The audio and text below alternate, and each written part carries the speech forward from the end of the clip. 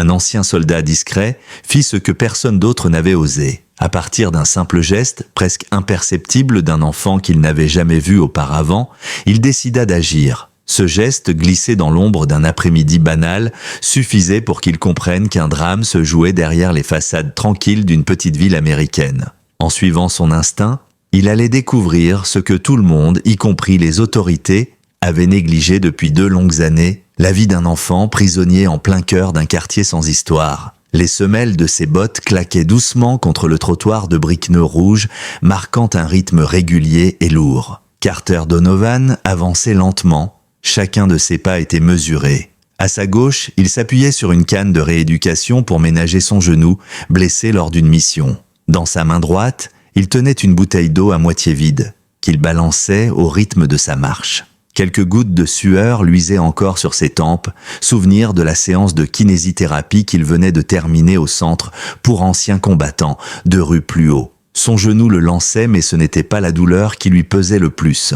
Non, c'était ce vide familier, celui qui s'installait toujours quand il franchissait les portes du centre et replongeait dans une vie trop calme pour lui. « Salut Carter !» lança un jeune militaire qui trottinait dans la direction opposée en lui adressant un signe de tête énergique. Carter répondit d'un bref hochement, pas vraiment un sourire, mais juste assez pour montrer qu'il avait entendu. Il le suivit du regard jusqu'à ce que la silhouette disparaisse au bout du chemin. Puis il s'arrêta au croisement, près de l'ancien arrêt de bus où le soleil de fin d'après-midi caressait les façades de ses rayons plus doux. Une légère brise agitait paresseusement les drapeaux américains accrochés le long de la rue, comme si eux aussi fatigués à la fin de la journée. C'est alors qu'une silhouette attira son attention, juste dans son champ de vision. Une femme, probablement dans la quarantaine, cheveux blonds tirés en queue de cheval, chemise boutonnée et jeans sombres, avançait d'un pas pressé sur le trottoir d'en face. Dans sa main gauche, elle tenait celle d'un petit garçon, fluet, pas plus de 6 ans.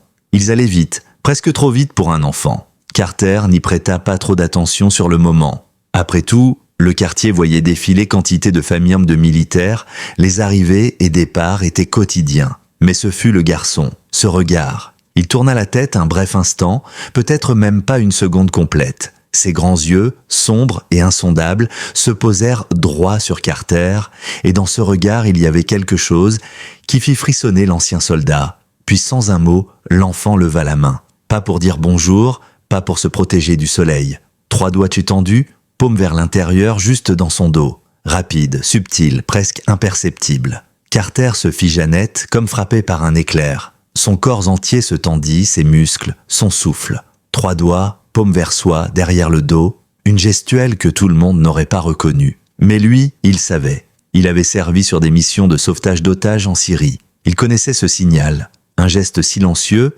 élaboré en collaboration avec des ONG humanitaires et les forces armées pour alerter discrètement en cas de détresse sans pouvoir parler. Il tourna les talons. Ils avaient déjà disparu derrière un mur blanc délimitant le lotissement. Le garçon ne s'était pas retourné. Carter accéléra, son genou protestant sous l'effort, mais il ignora la douleur. Il traversa la rue, balayant les environs du regard. Là-bas, une allée menait au bâtiment 21, résidence temporaire pour familles de militaires. Non, c'est sûrement rien, marmonna-t-il. Peut-être un jeu d'enfant, peut-être une coïncidence, mais ses yeux, ce n'étaient pas les yeux d'un enfant heureux. Il s'arrêta au coin de la rue, d'où il pouvait voir la grille du bâtiment 21, fermée, la porte d'entrée également. Aucune voix ne filtrait, aucun bruit de télévision, aucun éclat de rire d'enfant. Carter sortit son téléphone, ouvrit l'application appareil photo et zooma sur la façade. Une ombre bougea derrière le rideau d'une fenêtre du premier étage, et presque aussitôt, le tissu se rabattit. À peine un geste, peut-être une main. Il consulta l'heure. 17h17.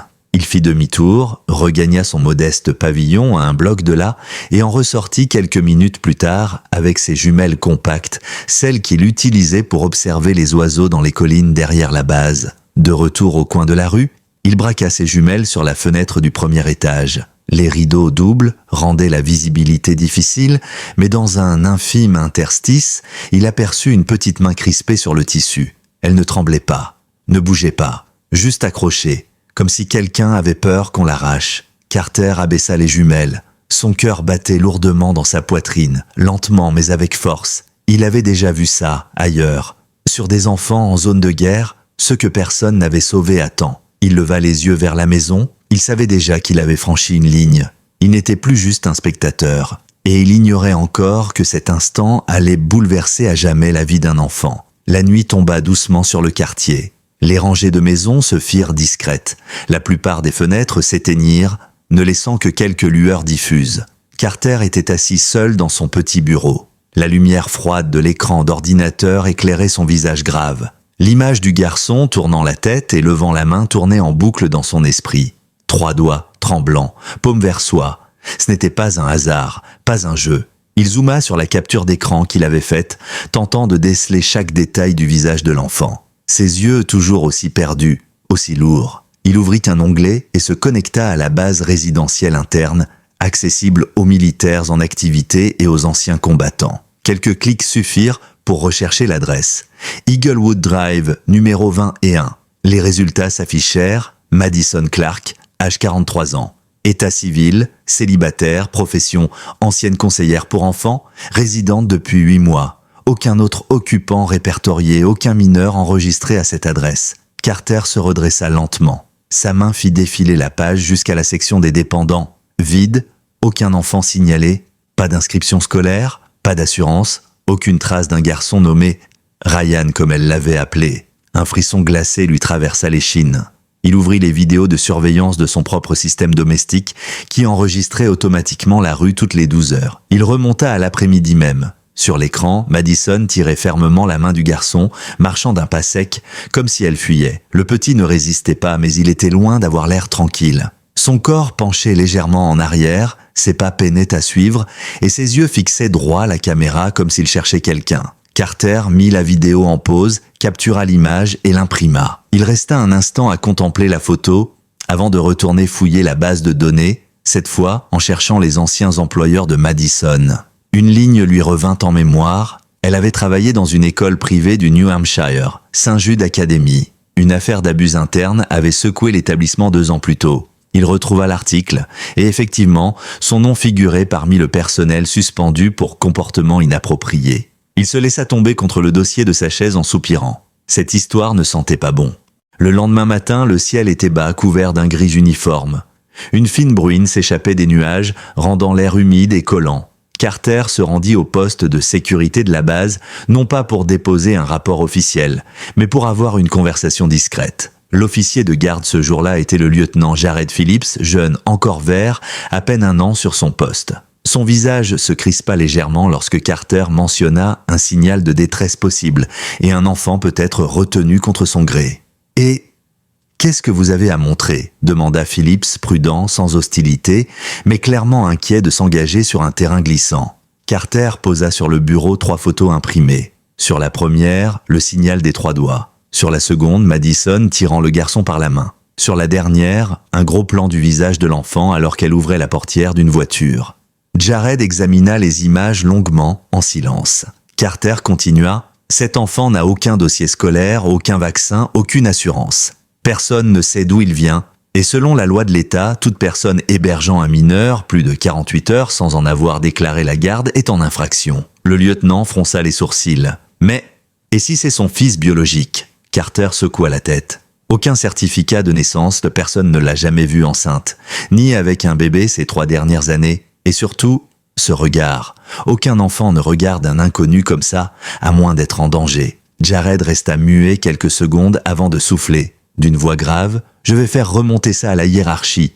Mais sans plainte d'une famille, ni mandat, on a les mains liées. » Carter planta ses yeux dans les siens et murmura. Et si sa famille ne sait même pas où le chercher? Cet après-midi-là, Carter était de retour dans son bureau, le visage tendu, le regard fixé sur son écran. Il passait en revue chaque seconde de la vidéo enregistrée la veille. Le garçon, Ryan, faisait un geste étrange en jouant machinalement avec la sangle de son petit sac à dos. Puis, il grattait nerveusement la fermeture éclair encore et encore. Carter zooma sur son poignet.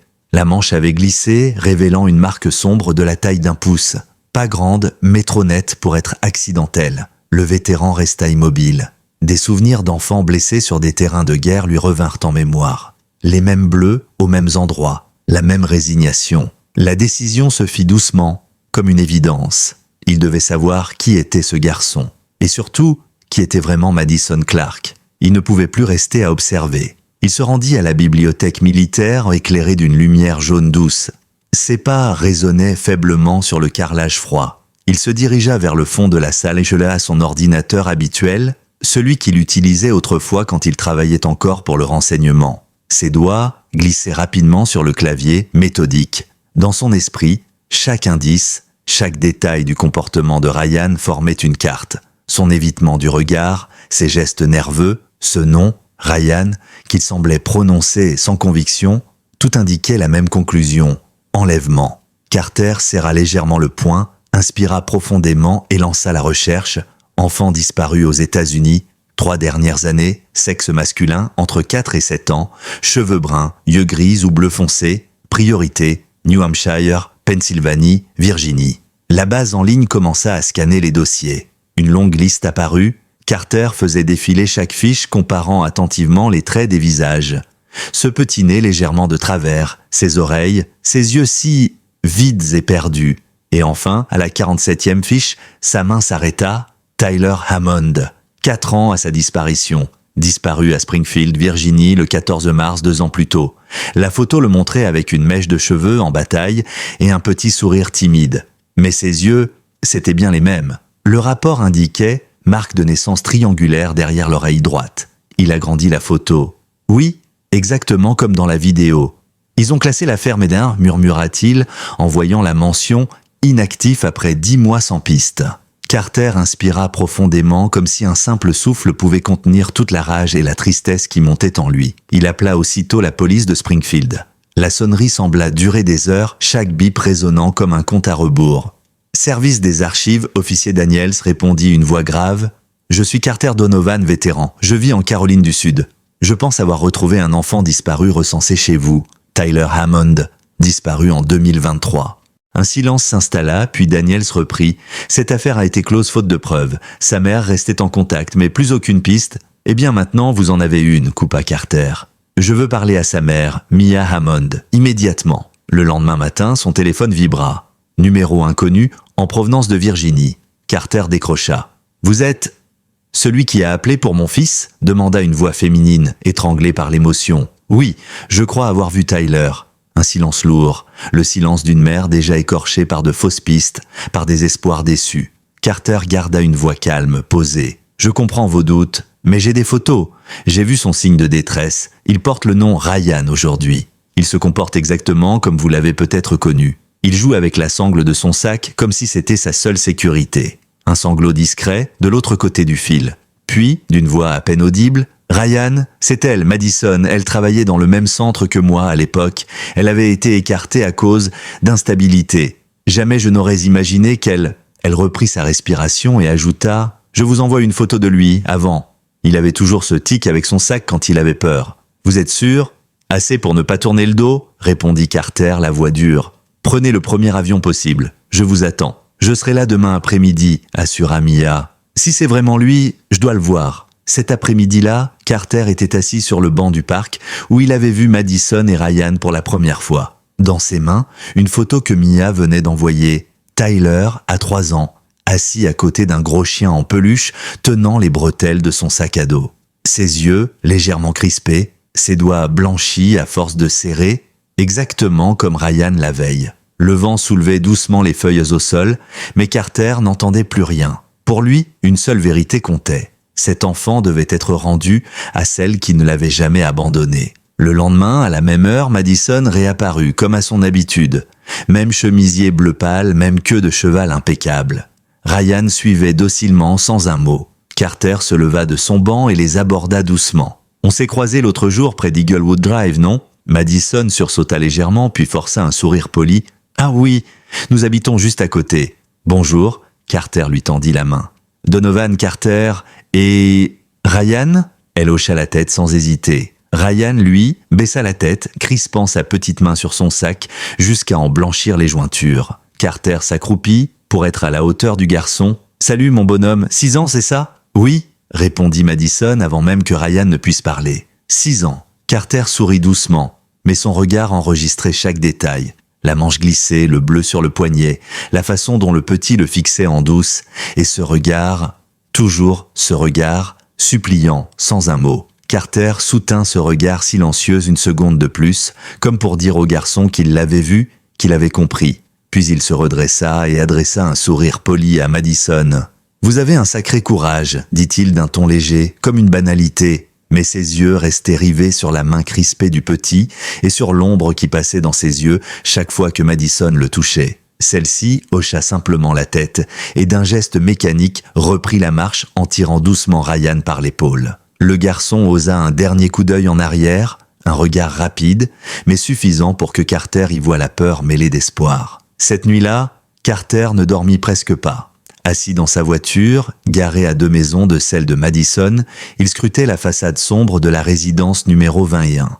Il avait calé sa montre sur le tableau de bord, le tic-tac régulier marquant chaque minute de son attente. À côté de lui, sur le siège passager, un petit boîtier plastique contenait un enregistreur audio miniature. C'était un vieux modèle de terrain qu'il avait déjà utilisé dans une opération clandestine en Afghanistan. Cette fois, il comptait bien capturer la vérité derrière ces murs. Peu après minuit, il sortit discrètement de la voiture, la pluie légère rendant le trottoir glissant. Il longea la clôture arrière en silence, chaque pas parfaitement mesuré. La fenêtre de la chambre du premier étage restait entr'ouverte, juste assez pour laisser passer les bruits de l'intérieur. Parfait. Il coinça l'enregistreur sous le rebord extérieur, dissimulé dans la brique, et déclencha l'enregistrement. La petite lumière rouge clignota puis s'éteignit. Le piège était en place. Carter repartit sans un bruit, comme une ombre. Le lendemain à l'aube, il récupéra l'appareil, rentra chez lui et s'installa aussitôt à son bureau.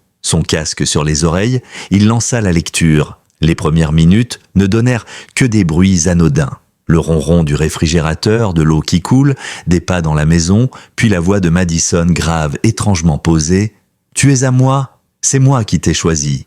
Je t'ai gardé. Personne ne te reprendra. » Silence. Un raclement de chaises, puis la voix reprit, cette fois plus douce, presque sucrée. « Ryan, tu es un bon garçon, maman t'aime, je me suis juste un peu fâché tout à l'heure, c'est tout. Pourquoi tu regardes encore par la fenêtre? Tu veux partir ?» Carter serra sa tasse de café, les doigts crispés. Il passa plusieurs passages en accéléré. Puis la voix de Madison, sifflante cette fois. « Tyler, Tyler, ce nom ne veut plus rien dire. C'est terminé, tu entends? Tu n'es plus lui. Tu es Ryan maintenant. Tu es né pour être mon fils. » Plus tard, dans l'enregistrement, un bruit de vaisselle qui tombe. Un cri bref et aigu. Et puis, ne salis pas la table. Tu veux qu'on recommence? Tu veux que je te remette là-dedans? Carter arrêta l'audio. Son souffle était lourd, comme si l'air de la pièce s'était alourdi de toutes ces paroles venimeuses. Il savait maintenant qu'il n'y avait plus de doute. Cet enfant était bel et bien prisonnier d'une femme malade et obsessionnelle. En début d'après-midi, son téléphone vibra. Mia Hammond. « Je viens d'atterrir, dit-elle d'une voix précipitée. Je prends un taxi pour l'hôtel que vous m'avez indiqué. Mais est-ce que c'est vraiment lui? Vous êtes sûr? » Carter envoya la photo qu'il avait prise la veille au parc. Ryan assis sur le banc, tête baissée, dissimulant son poignet meurtri. Mia resta silencieuse de longues secondes avant de souffler. C'est ce qu'il faisait déjà petit. Quand il se faisait gronder, il cachait toujours ses mains. Il pleurait pas, jamais, mais il se renfermait. C'est lui. Elle reprit. Il est aussi allergique aux arachides. À la moindre trace, ses lèvres gonflent, et il peine à respirer. Si vous en avez besoin, pour prouver que c'est bien lui. Carter hocha la tête même si elle ne pouvait pas le voir. Cette précision serait utile. Décisive même. Ce soir-là, en sortant d'une station-service, il s'arrêta à l'épicerie du quartier et prit un paquet de bonbons bien marqué, contient des arachides. Pas pour les manger, mais pour observer. Un test discret, sans danger, mais qui révélerait la vérité sans équivoque. Le lendemain matin, il se rendit au parc plutôt que d'habitude, choisissant un banc dégagé avec vue sur la zone de jeu. Le ciel était couvert, la pluie menaçante. Dans sa main gauche, il tenait sa bouteille d'eau et posait sur ses genoux le paquet de bonbons ouvert. Comme attendu, Madison arriva à l'heure. Même tenue impeccable, même sourire figé. Ryan marchait derrière elle, toujours aussi effacé. Toujours cette main serrée sur son sac à dos. Carter se leva et leur adressa un sourire en coin. « On se retrouve encore? C'est une belle journée pour profiter du parc. » Madison répondit poliment, mais son regard glissa vite sur le paquet de friandises. Carter, d'un geste amical, tendit une petite barre. « Tiens, Ryan, tu veux ?» Le garçon leva les yeux vers lui, hésitant. Il jeta un coup d'œil vers Madison, puis vers la friandise. Ses doigts se contractèrent sur la sangle de son sac, ses lèvres se pincèrent. Il secoua imperceptiblement la tête et baissa de nouveau les yeux. Madison intervint aussitôt. « Oh merci, mais il a l'estomac fragile. On évite les sucreries. » Carter haussa les épaules avec un sourire. « Comme vous voudrez, une prochaine fois peut-être ?» Mais dans le regard furtif que lui lança Ryan, Carter vit toute la peur, tout le silence d'un enfant pris au piège. Et il sut à cet instant précis que c'était bien Tyler Hammond. Il n'avait plus besoin d'autres preuves. Le petit avait reconnu le danger. Il avait compris le message derrière ce simple bonbon et avait réagi exactement comme un enfant gravement allergique l'aurait fait, en se repliant sous la pression de la femme à ses côtés. Carter regarda la pluie fine tomber et sentit sa résolution se raffermir. Il ne laisserait pas ce garçon vivre un jour de plus enfermé dans cette identité volée. Le moment approchait. Très bientôt, il devrait agir. Le crépuscule tomba sur le quartier plus vite qu'à l'accoutumée ce soir-là. La pluie avait cessé, mais l'air restait lourd, chargé d'électricité comme avant un orage. Carter s'installa dans sa voiture, garée au même endroit, 2 maisons plus bas, face à la résidence numéro 21. Cette fois, il avait tout préparé. Sur le siège passager reposait un épais dossier, photos du garçon, extraits audio des menaces de Madison, certificat d'allergie envoyé par Mia, une carte détaillant chaque sortie et entrée de la maison, et même une chronologie de ses habitudes quotidiennes. Il savait désormais que Madison sortait rarement le soir, ne laissant le garçon seul qu'1 ou 2 fois par semaine, toujours en l'enfermant dans la petite pièce du fond. Après avoir passé des heures à observer la maison depuis sa voiture, Carter se leva et traversa la rue, le dossier sous le bras. Il entra dans le commissariat, les néons blancs bourdonnant au-dessus de sa tête. Il demanda à voir le commandant du poste, un certain inspecteur Marcus Whitford, un homme réputé pour sa rigueur et son calme presque glacial. Whitford parcourut les documents, feuille après feuille, sans montrer la moindre émotion. « Vous avez fait un travail remarquable, monsieur Donovan. Ces preuves sont solides, mais pas suffisantes pour justifier une perquisition sans mandat, dit-il enfin, la voix grave mais détachée. Nous avons besoin d'une confirmation ADN. Et ça prend du temps. » Carter inspira profondément. Vous avez déjà un enregistrement d'elle le menaçant, le frappant, l'appelant par 3 prénoms différents, dit-il d'un ton tendu. Ça ne vous suffit pas ? Ce sont des paroles, pas des actes flagrants de maltraitance visibles sur place. Nous sommes pieds et poings liés sans mandat. Vous savez comment fonctionne le système. Carter le fixa longuement, puis se leva sans ajouter un mot. Il savait maintenant qu'il ne pouvait pas compter sur le système pour sauver Tyler. Du moins, pas à temps. Il passa la soirée à préparer minutieusement son plan d'intervention, traçant sur la grande table de sa cuisine les plans de la maison. Les points d'entrée, les angles morts, la porte arrière qui grinçait moins que la principale. Ses jumelles, son enregistreur, une lampe torche, des gants, tout était aligné comme pour une opération militaire. Chaque détail comptait, car cette fois, il n'y aurait pas de retour en arrière. Vers 2 heures du matin, il reçut un appel discret sur son portable. Mia. Elle avait enfin identifié un homme aperçu avec Madison plus tôt dans la semaine. Un ancien collègue du centre pour enfants où elles avaient travaillé. L'information confirmait ce qu'il soupçonnait déjà. L'enlèvement n'avait rien d'un acte impulsif. C'était planifié, réfléchi, orchestré comme une vengeance personnelle. « Je serai devant la maison », dit-elle d'une voix tremblante. « Peu importe ce que vous faites, je serai là pour récupérer mon fils. »« Alors préparez-vous », souffla-t-il. Il se pourrait que ce soit cette nuit. À 3 heures précises, Carter était déjà en position, accroupi derrière la clôture arrière. Son cœur battait calmement, ses muscles tendus mais contrôlés. Il avait attendu toute sa vie pour ce genre de moment, une mission où l'échec n'était pas une option. Il se glissa jusqu'à la porte arrière, silencieux comme une ombre, un passe-maison dans la main. 3 secondes, un déclic discret. La serrure céda. L'intérieur de la maison était plongé dans une semi-obscurité. Seule une faible lumière s'échappait d'une pièce du fond. Carter avança pas à pas, longeant le mur, ses sens en alerte. À travers la porte entr'ouverte, il perçut une voix étouffée. Madison. Sa voix était glaciale, pleine de venin. « Si tu cries encore, je te jure que tu deviendras un vrai fantôme. Tu entends ?» Un choc sec, un gémissement étouffé. Carter n'attendit pas plus longtemps. Il poussa la porte d'un coup, entrant dans la chambre. La scène lui serra le cœur. Tyler, recroquevillé dans un coin du placard, mains liées par une serviette, la bouche bâillonnée avec du ruban adhésif. Ses yeux s'écarquillèrent à la vue de Carter, et pendant un instant, la peur laissa place à une étincelle d'espoir. « Tout va bien, je suis là pour toi. » murmura Carter en arrachant le ruban et en déliant ses poignets. « Tu es en sécurité maintenant. » Une voix glacée retentit derrière lui. « Vous n'avez pas le droit. Vous venez pour voler mon enfant ?» Carter se retourna lentement. Madison était là, vêtue d'une chemise de nuit froissée, ses cheveux en bataille, une lame courte dans la main tremblante. Son sourire était figé, vide. « Il est à moi. Je l'ai choisi. Je l'ai sauvé de cette femme. » Carter plaça instinctivement Tyler derrière lui. « Vous avez besoin d'aide, Madison.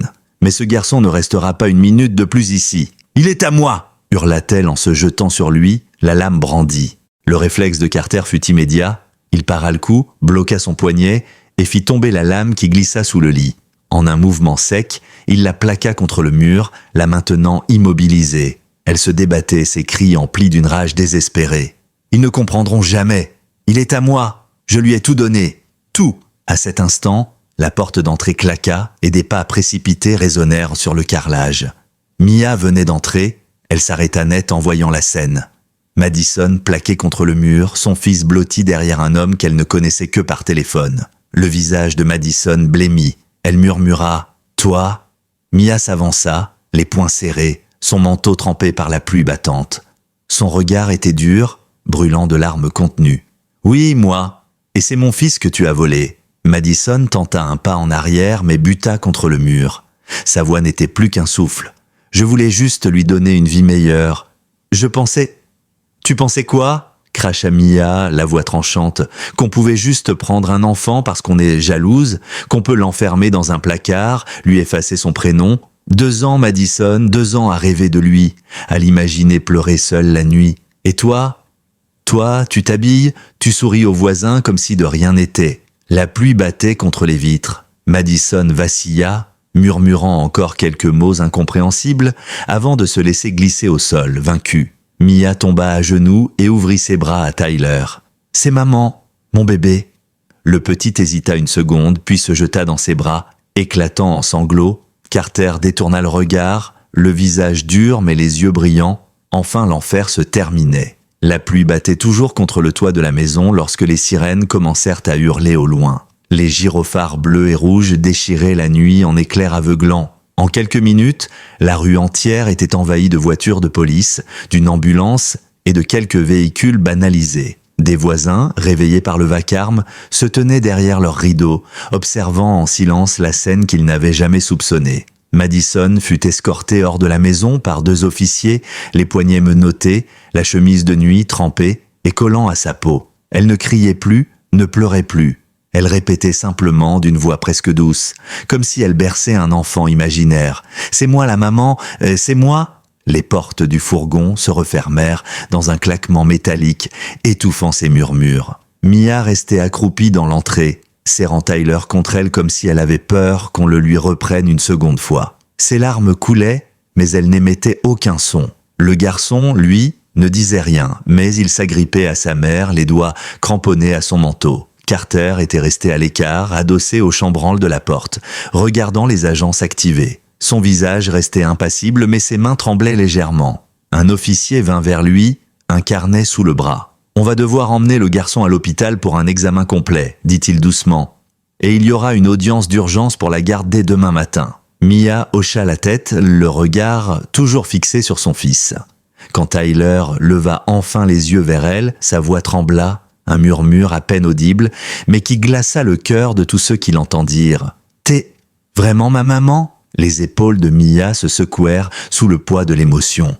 Elle enfouit son visage dans ses cheveux mouillés. « Oui, mon cœur, c'est maman. Je t'ai cherché chaque jour, et maintenant, plus jamais je ne te laisserai. » Carter tourna légèrement la tête pour masquer l'émotion qui montait dans ses yeux. C'était un de ces moments où même le silence avait l'air sacré. Peu après, un technicien descendit de l'étage avec un dossier plié dans ses mains. Il le tendit à l'inspecteur Whitford. « On a trouvé ça dans la commode. Tous les papiers étaient prêts. Faux certificat de naissance au nom de Ryan Clark, faux numéro de sécurité sociale, même un dossier d'inscription à une école privée pour l'année prochaine. » Whitford hocha la tête avec gravité.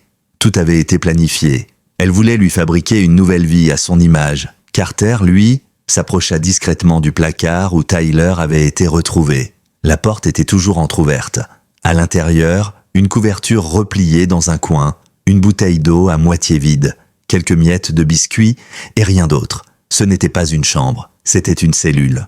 Quelques heures plus tard, alors que la pluie avait cessé, la maison s'était vidée. Mia et Tyler avaient été emmenés à l'hôpital. Madison était déjà en garde à vue. Il ne restait que Carter debout dans la rue, fixant les gyrophares qui s'éloignaient au bout de l'avenue. Dans la voiture de patrouille, Madison ne disait plus rien. Elle fixait la vitre, le regard vide, comme si elle ne comprenait pas encore ce qui venait d'arriver. Le jeune officier assis à côté d'elle la questionna doucement. « Pourquoi avoir pris cet enfant ?» Madison ferma les yeux. Un sourire triste se dessina sur son visage. « Parce que j'en avais besoin, souffla-t-elle. Je voulais... qu'on m'aime. » Le lendemain, dans la salle d'audience improvisée du tribunal militaire, Madison fut officiellement inculpée d'enlèvement, de maltraitance sur mineurs et de falsification de documents officiels. Elle se tenait droite dans le box, mais son regard était absent, perdu dans un vide que plus rien ne pouvait combler. La presse locale s'était déjà emparée de l'histoire. Un ancien soldat met fin à 2 ans d'enfer pour un enfant disparu. Sur une chaîne nationale, Mia fut interviewée en direct.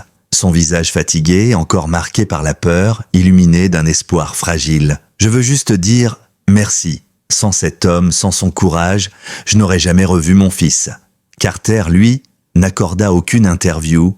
Il reçut, par courrier, une mention spéciale pour son action exemplaire et son intégrité. Une lettre signée du département de la Défense le remerciait pour avoir su combler les failles du système.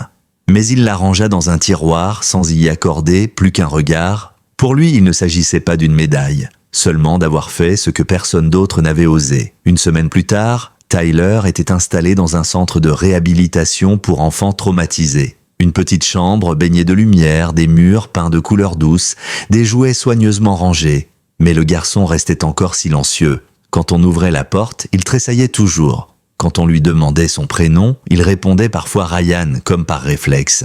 Tous les matins, Mia venait s'asseoir à côté de lui tenant la main sans rien dire. Elle lui laissait le temps. Un après-midi, Carter passe à la porte du centre, habillé simplement, une petite boîte emballée dans un papier bleu ciel sous le bras. Quand il entra dans la chambre, Tyler leva les yeux, sans sourire, sans peur non plus. Carter posa la boîte sur la table. « Je t'ai vu dessiner ça sur ton cahier. Alors, je l'ai fabriqué pour toi. » Le garçon ouvrit la boîte et en sortit un petit avion en bois, peint à la main, avec les initiales TH gravées dessus. Ses doigts effleurèrent l'hélice, puis les ailes, puis il leva enfin les yeux vers Carter, et pour la première fois, un mince sourire apparut sur son visage. Un sourire timide, mais un sourire vrai. Et pour Carter, c'était tout ce qui comptait. À la sortie de la chambre, Carter croisa le docteur Patel, le psychiatre en chef du centre. Un homme discret, lunettes rondes, costume sobre et sourire compatissant. Il lui adressa un hochement de tête en désignant la porte derrière lui. « Vous avez fait plus en 5 minutes que ce que nous avons réussi à faire en 1 semaine. » dit le médecin d'une voix douce. Les médicaments peuvent de calmer un enfant, mais leur rendre confiance, ça demande autre chose. Carter hocha la tête sans répondre. Il s'éloigna lentement, les mains dans les poches, son esprit déjà ailleurs. Cette petite étincelle dans le regard de Tyler, il la connaissait. C'était la même qu'il avait vue dans les yeux de certains gamins syriens qu'il avait sortis des décombres. La lumière fragile d'une âme qui commençait à croire que la vie pouvait encore être douce. Le lendemain matin, il reçut une lettre dans sa boîte postale, pliée en 2 dans une enveloppe crème. À l'encre bleue, en lettres penchées, pour Monsieur Carter Donovan, de la part de Tyler et de maman aussi. Il sourit en coin, s'assit à sa table de cuisine et ouvrit lentement. À l'intérieur, il trouva une photo. Tyler, vêtu d'un uniforme bleu d'école primaire, tenant un petit tableau sur lequel était écrit en lettres maladroites « Premier jour de retour à l'école, je m'appelle Tyler Hammond ». Le garçon y souriait franchement et ses doigts formaient un V joyeux. Carter observe longtemps la photo, incapable de retenir un léger frisson. Cet enfant qui osait enfin sourire, c'était sa plus belle récompense. Dans l'enveloppe, il trouva aussi une feuille de papier un peu froissée, crayonnée d'un dessin coloré. On y voyait un grand homme en casquette militaire, main dans la main avec un petit garçon au milieu d'une forêt rousse. En bas, écrit en lettres d'enfant, « Merci d'avoir vu le garçon que personne ne voyait ». Carter se leva lentement, colla le dessin sur la porte de son réfrigérateur à l'aide d'un aimant en forme d'étoile, à côté d'une douzaine d'autres dessins que Tyler lui avait déjà envoyés depuis son retour chez sa mère. Derrière la feuille, il y avait un petit mot, cette fois écrit de la main de Mia. Les lettres était élégante, mais trahissait une légère tremblote, comme si elle avait retenu ses larmes en écrivant « J'ai écrit une courte histoire sur vous, sur mon fils. Je l'ai appelé l'homme qui a vu l'enfant. Pas tout le monde ne voit l'enfant derrière le sourire forcé. Mais vous, si. Et grâce à ça, mon fils est en vie. J'espère qu'un jour, cette histoire sera publiée, pour que des femmes comme Madison n'aient plus d'endroit où se cacher, et que des hommes comme vous soient retenus par leur nom. » Il resta un long moment immobile, les yeux rivés sur le mot, ses doigts en caressant machinalement le papier. Il se laissa tomber sur sa chaise et pour la première fois depuis longtemps, il sourit. Pas ce demi-sourire poli qu'il avait l'habitude d'afficher. Un sourire plein et sincère. Les week-ends suivants, Mia et Tyler commencèrent à passer le voir régulièrement. Elle apportait toujours quelque chose, des muffins encore chauds, des anecdotes sur l'école, des petites histoires drôles que Tyler gribouillait sur ses carnets. Parfois, il restait simplement assis sur le porche à regarder les oiseaux dans le jardin sans dire grand-chose. Et parfois, c'était tout ce dont ils avaient besoin. Une fin d'après-midi, alors que Carter raccompagnait Tyler à la voiture, le petit lui serra la main et murmura timidement « Tu sais, toi, t'es comme un super-héros, mais t'as pas besoin de voler, t'as juste à marcher. » Carter resta sans voix. Il se contenta de poser la main sur la tête du garçon et d'ébouriffer doucement ses cheveux. Il n'avait jamais voulu être un héros, mais il avait choisi de ne pas détourner les yeux. Et parfois, c'était suffisant. Ce soir-là, seul dans sa cuisine, il relut une dernière fois le mot de Mia, avant de le ranger soigneusement dans la boîte en fer où il gardait ses souvenirs précieux. Il murmura presque pour lui-même, le regard fixé sur la porte du réfrigérateur où trônait le dessin. Ça en valait la peine, tout en valait la peine. La pluie commença à tomber doucement, tapotant la vitre derrière lui. Et pour la première fois depuis longtemps, il n'y avait plus de colère dans son cœur, plus d'amertume. Rien que la paix silencieuse d'un homme qui avait eu le courage de voir et d'agir. Quelques semaines plus tard, la ville retrouva son calme apparent, comme si rien ne s'était passé. Mais pour ceux qui avaient été témoins de cette nuit-là, pour ceux qui l'avaient vécu, rien ne serait jamais plus tout à fait pareil. Le procès de Madison Rivers s'ouvrit dans la salle principale du tribunal de comté, sous les yeux des caméras locales. Assise dans le box des accusés, elle n'était plus la femme impeccable et soignée que les voisins croyaient connaître. Ses cheveux blonds pendaient mollement autour de son visage. Ses yeux paraissaient ternes et sans éclat, son dos voûté sous le poids de ses propres mensonges. Elle ne tenta même pas de plaider l'innocence. Ses avocats se contentèrent de réciter une défense minimaliste, évoquant un dérèglement émotionnel profond et une volonté désespérée de créer une famille. Le juge, impassible, lut la liste des chefs d'accusation à voix haute. Enlèvement d'un mineur, séquestration, abus psychologique, falsification de documents d'état civil. La salle, pleine à craquer, resta silencieuse lorsque le procureur montra les photos du placard où Tyler avait passé ses nuits, puis diffusa les enregistrements de ses menaces. Chaque mot glaça l'assistance. Madison, elle, ne pleura pas. Elle ne protesta pas. Elle regarda juste droit devant elle comme si elle n'était déjà plus là. Dans le public, Mia serrait la main de Carter. Elle n'avait rien d'une femme victorieuse. Ses cernes témoignaient de nuits encore sans sommeil, mais ses doigts ne tremblaient plus. Elle tenait la main de son fils, assis à côté d'elle, habillé d'une chemise blanche trop grande et d'un pantalon de velours bleu. Tyler ne levait pas les yeux, mais il ne les baissait pas non plus. Sa petite main restait crispée sur celle de sa mère, comme s'il avait enfin compris qu'elle ne la lâcherait plus jamais. Quand le juge prononça la sentence, la voix grave et inflexible, 20 ans de réclusion ferme. Un murmure discret parcourut la salle. Madison baissa enfin la tête, un rictus amer glissa sur ses lèvres, et elle murmura quelque chose que seul Carter, assis non loin, put entendre. « Je voulais juste qu'on m'aime !» Il la regarda, et pour la première fois, il ne vit plus une menace, juste une coquille vide, une femme broyée par ses propres failles.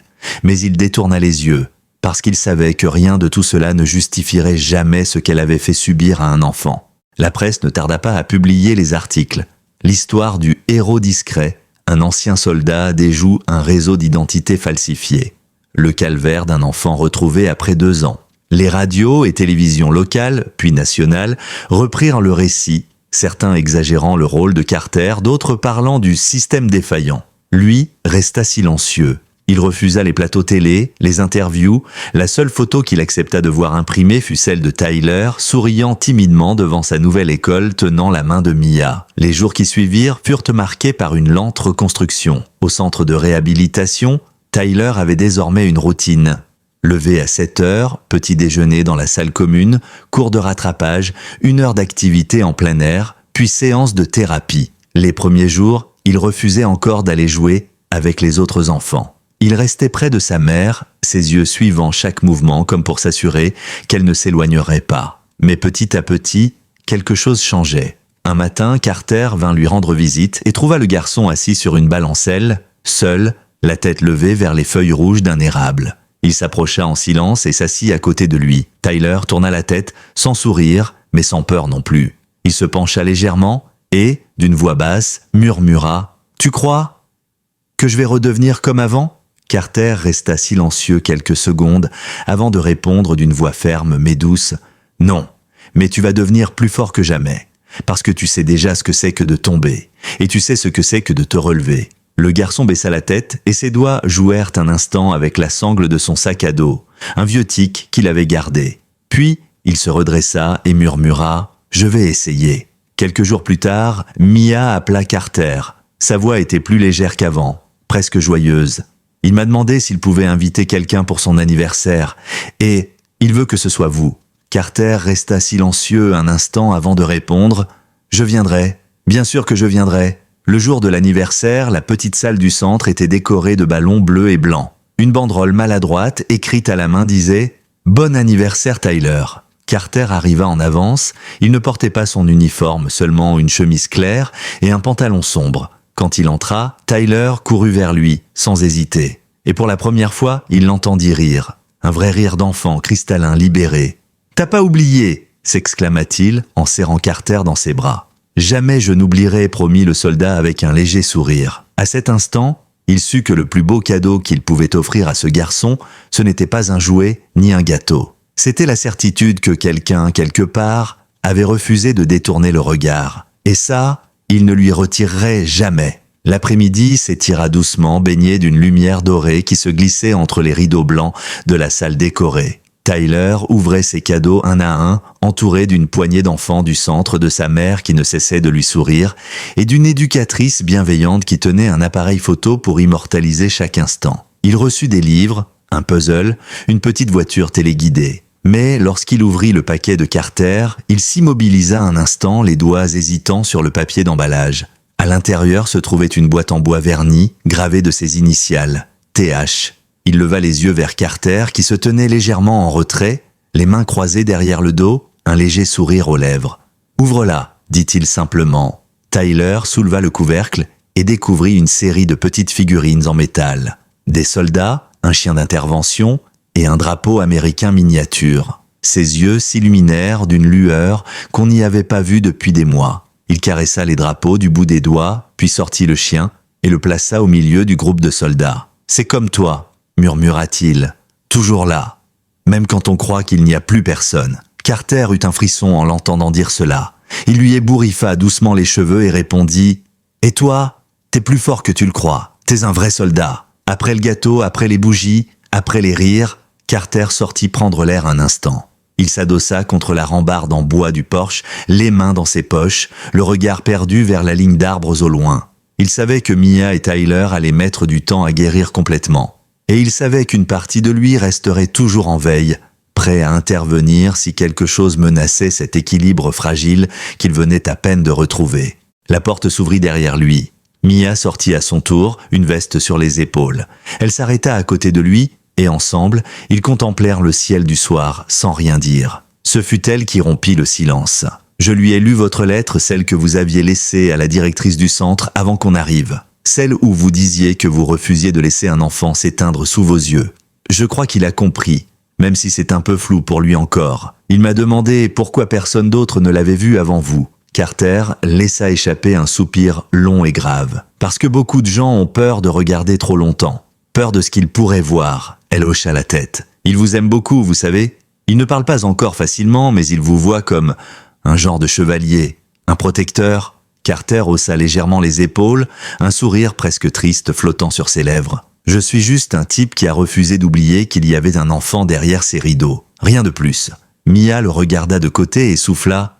C'est déjà énorme. Ce soir-là, en rentrant chez lui, Carter trouva dans sa boîte aux lettres une nouvelle enveloppe. Toujours la même écriture, légèrement penchée. À l'intérieur, une autre photo, Tyler, au centre du gymnase de l'école, tenant un ballon de basket et souriant franchement. En bas de la photo, il avait écrit, en grosses lettres maladroites, « Aujourd'hui, j'ai couru plus vite que tout le monde. Merci. » Il resta un long moment à fixer la photo, puis alla l'épingler sur la porte du réfrigérateur, à côté des autres dessins et photos qui racontaient l'histoire de la résilience de ce petit garçon. Une histoire qu'il avait choisi d'écrire avec eux. Et cette nuit-là, il dormit enfin profondément, pour la première fois depuis longtemps. Les mois passèrent. La neige recouvrit la ville d'un manteau blanc.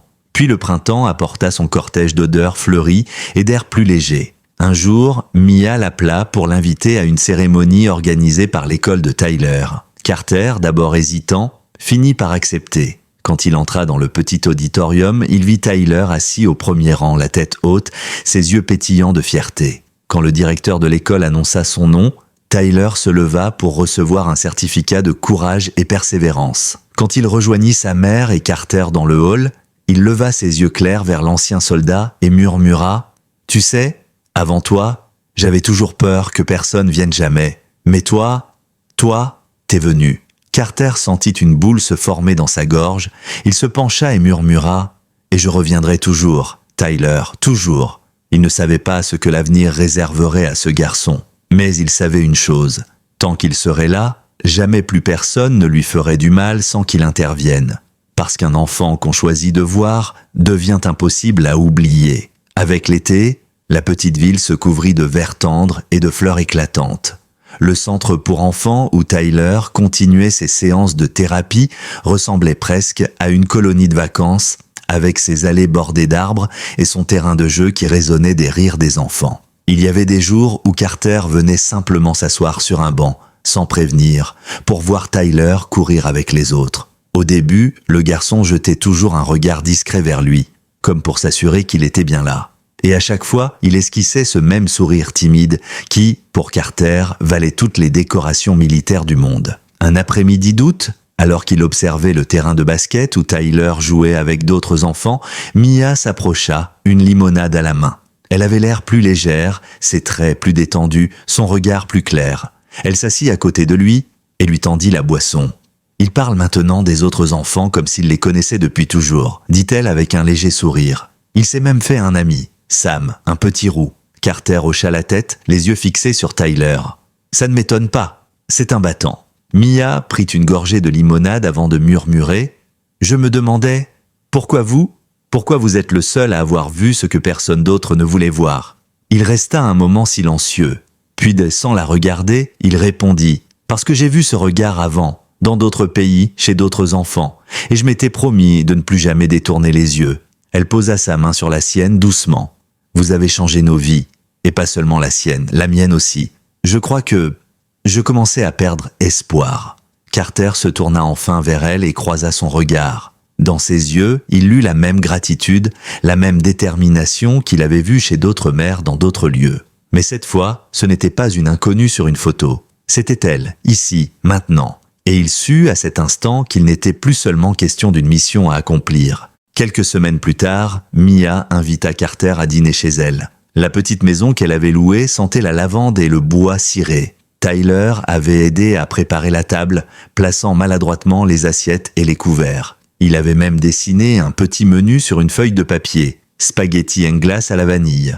Carter le félicita pour son orthographe et Tyler rougit, visiblement fier. Le dîner fut simple, ponctué de rires maladroits et de silences confortables. À la fin du repas, Tyler se leva de table, prit la petite boîte en bois que Carter lui avait offerte des mois plus tôt et en sortit la figurine du soldat et celle du chien. Il les posa devant Carter. « Je les garde tout le temps près de moi, parce qu'ils me rappellent que je suis plus fort maintenant. » Carter posa une main sur son épaule, ému. « Tu l'as toujours été, Tyler.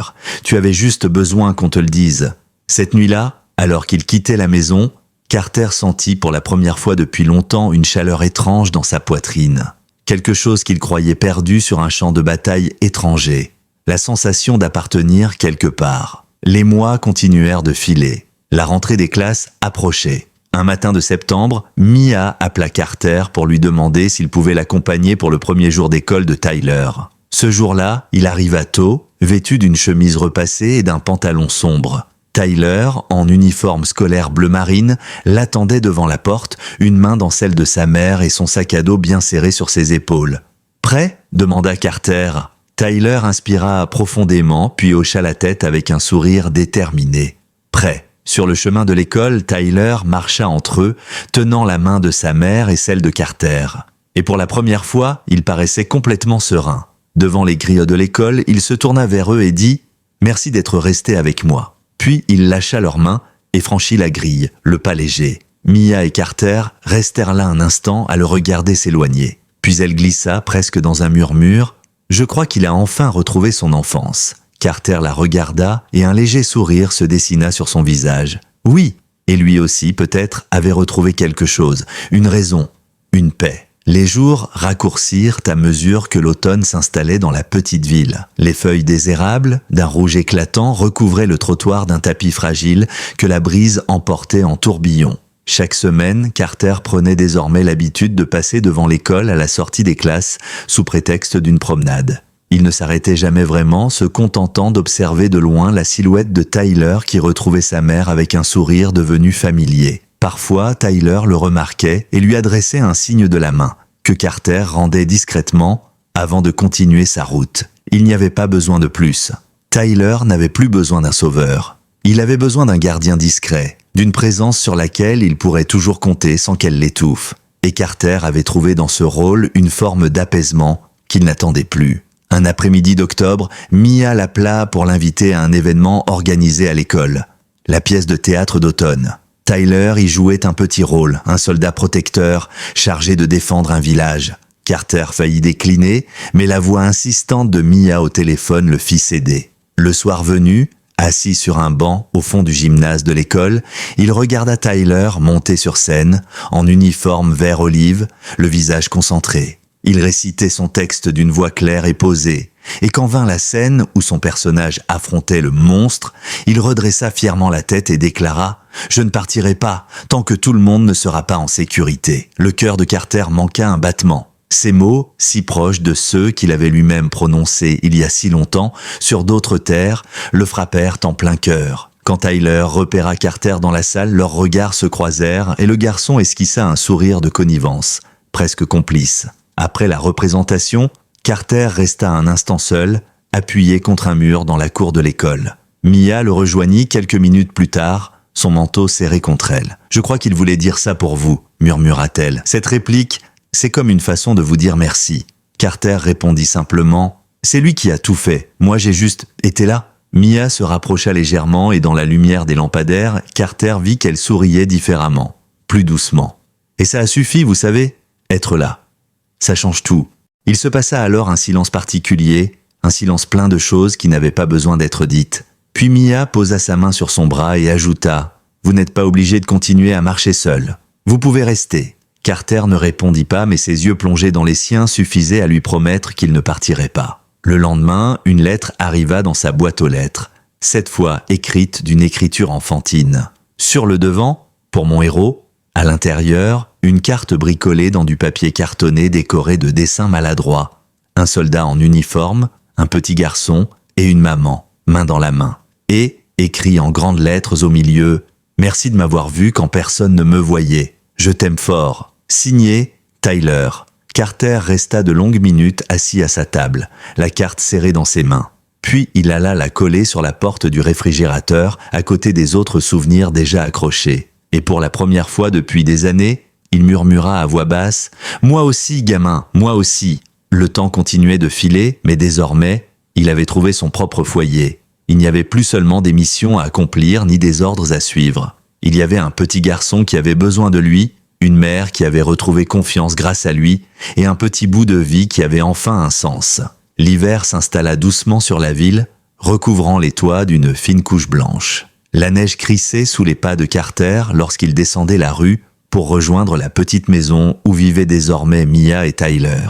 Ils avaient fini par quitter la location pour acheter un pavillon modeste grâce à une aide de l'État accordée aux familles victimes d'enlèvement. Mia avait voulu un endroit rien qu'à eux, pour pouvoir enfin recommencer une vraie vie. La veille de Noël, elle avait insisté pour que Carter se joigne à eux. En arrivant devant la porte, il sentit son cœur se serrer en voyant la lumière douce filtrer à travers les rideaux, les décorations accrochées à la fenêtre et surtout les éclats de rire d'enfants qui résonnaient jusque sur le perron.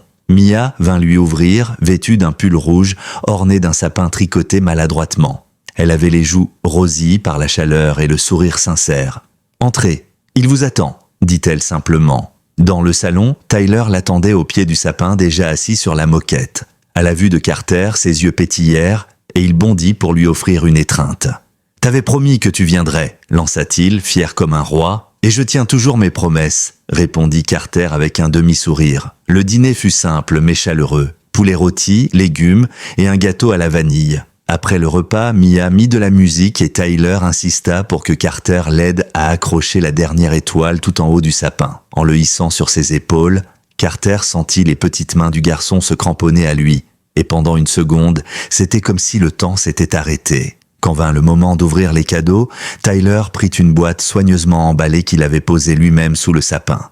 Il la tendit à Carter, les joues rouges d'émotion. « C'est de nous deux », murmura-t-il. Carter déchira lentement le papier et découvrit à l'intérieur un cadre photo en bois sculpté. Derrière la vitre, une photo prise quelques semaines plus tôt, Tyler et lui, assis sur le banc du parc, le petit appuyé contre son épaule, les deux souriant timidement à l'objectif. « Pour que tu saches que t'es pas tout seul non plus », ajouta Tyler.